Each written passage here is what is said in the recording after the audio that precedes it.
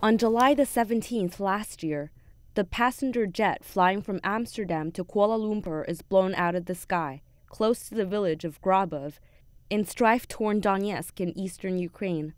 All 298 people on board are killed. 2/3 of the victims are Dutch, many of them children, starting their summer holidays. Ukrainian President Petro Poroshenko speaks of a terrorist act. Pro-Russian rebels claim that the airliner was shot down by a Ukrainian jet. Russian President Vladimir Putin also says Ukraine bears responsibility for the crash. The next day, U.S. President Barack Obama says a missile fired from rebel-held territory brought down the flight. He says rebels would not have been able to hit the airliner without Russian support. U.S. Ambassador to the UN Samantha Power says the plane was probably shot down by an SA-11, a common variant of a Russian-made Buk surface-to-air missile. 4 days after the crash, the UN Security Council adopts a resolution condemning the attack and demanding crash site access. Following that, the rebels hand over the plane's 2 black boxes to Malaysian experts.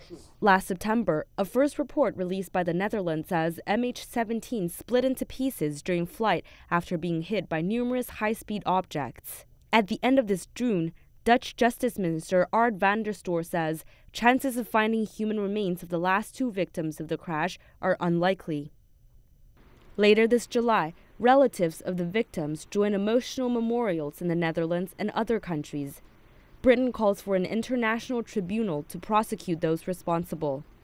However, Russia vetoes a UN Security Council resolution drafted by Australia, Belgium, Malaysia, the Netherlands, and Ukraine that seeks to set up a tribunal.